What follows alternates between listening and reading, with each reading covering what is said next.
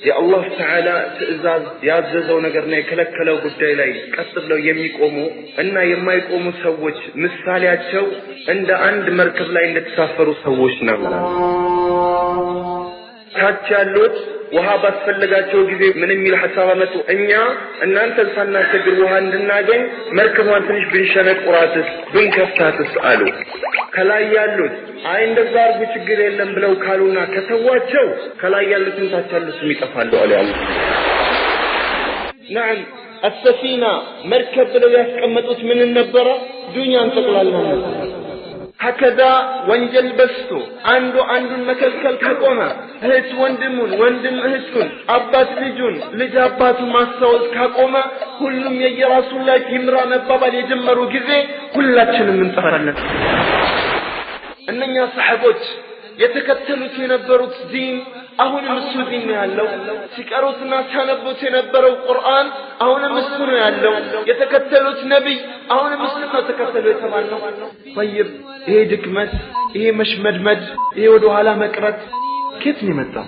ሁላችሁም ልትመልሱ ትችላላችሁ። ዲናችንን ሳናውቅ በጀህል ተደምተን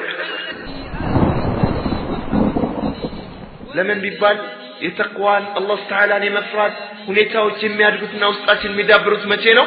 የአላህን ማንነት ስናውቅ። ታችሁ አላህ ብቻ ነው። ከሱ ውጪ በእውነት የሚገዙት ጌታ የለም። እሱ አዛኝ ሩህ የሆነ ጌታ ነው። እሱ ነገር ብለው ነበር ይመስላል አላህ ተዓላ። ይህ አኺራ የሚባለው ነገር እውነት ነው ብለው ይጠይቁሃል። በጌታዬ ይሁንብኝ እሱ በእርግጥ እውነት ነው አኺራ የሚባለው አለባቸው ብለህ ንገራቸው ማለት ነው።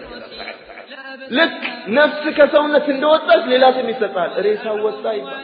በክብር እያቆላመጡ የሚጠሩ መሐመድ ማሜ ምናምን እያሉ የሚጠራ ህዝብ ሁላ ሬሳው ብሎ ወዲያው ስምን ይቀይራል። ተስማም ኩሉ ነፍሲን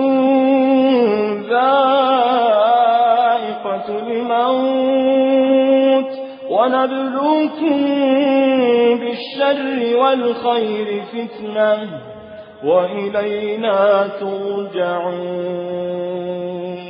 ነገ የሱም ስም እንደሚቀየር ያስተዋለ ሰው አለ? የሱም ስም ተረስቶ ሬሳው እንደሚባል ያሰበ ሰው አለ? ልክ እሱ ሄዶ ተቀበረውና ሰው እንደረሳው ሁላ እሱም ተቀብሮ ሲረሳ ምን እንደሚውጠው ያስተውል የሞከረ ሰው አለ?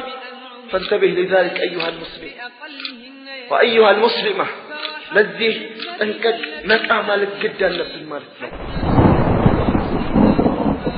አሁን ካልተማር ይሄን ድቁርና ካላስወገድ ነው የኢማንን ጥፍጥና ሳታገኝ ታልፋለህ ማለት ነው።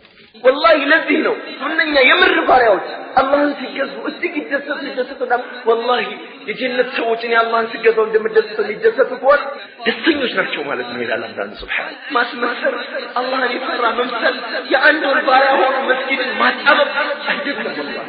ረመዳን ከወጣ በኋላ ምን የሆነ ጎርፍ ተነስቶ ሙስሊሞች አልቀዋል መስጊዱ ባዶ ነው። ዲናችን የሚያዘንን ነገር አናውቅም።